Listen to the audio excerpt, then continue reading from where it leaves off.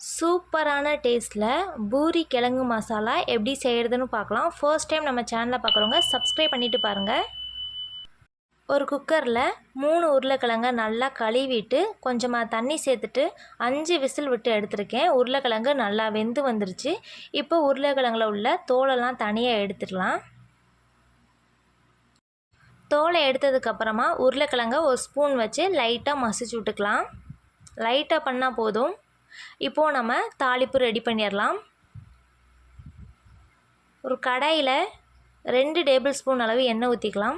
எண்ணெய் நல்லா காஞ்சதுக்கப்புறமா 1 டீஸ்பூன் கடுகு உளுந்த பருப்பு, ஒரு கொத்து கருவேப்பிலை, 5 பல் பூண்டை சின்ன சின்னதாக கட் பண்ணி வச்சுருக்கேன், அதையும் சேர்த்துக்கலாம்.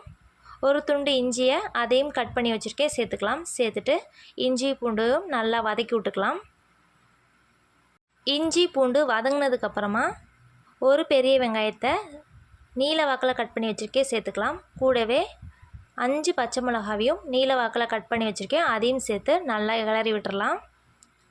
இந்த கிழங்கு மசாலாவுக்கு பச்சை மிளகா மட்டும்தான் காரத்துக்கு, அதனால் எக்ஸ்ட்ரா சேர்க்கணும்னா சேர்த்துக்கோங்க. இப்போது வெங்காயம் நல்லா வதங்கிடுச்சு. 2 தக்காளியை கட் பண்ணி வச்சுருக்கேன், அதையும் சேர்த்து நல்லா வதக்கி விட்டுக்கலாம். தக்காளி வதங்கிறதுக்காக சிம்மில் வச்சுட்டு மூடி போட்டு மூடி ஒரு 5 நிமிஷம் வேக வச்சுக்கலாம். 5 நிமிஷம் ஆகிடுச்சு. தக்காளி பார்த்திங்கன்னா நல்லா மசிச்சு வெந்து வந்திருக்கு. இப்போ இதில் நம்ம உருளைக்கிழங்க சேர்த்துக்கலாம்.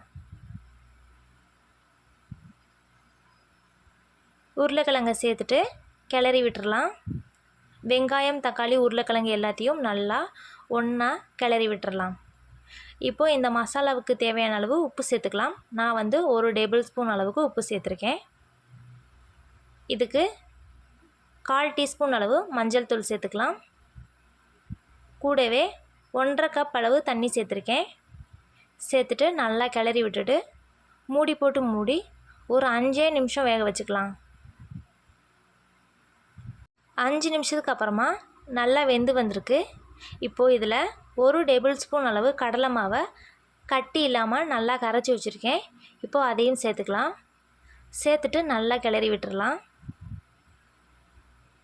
கிளறி விட்டுட்டு மூடி போட்டு மூடி ஒரு 3 நிமிஷம் வேக வச்சுக்கலாம். அப்போ தான் அந்த கடலை மாவோட பச்சை வாசனை போகும்.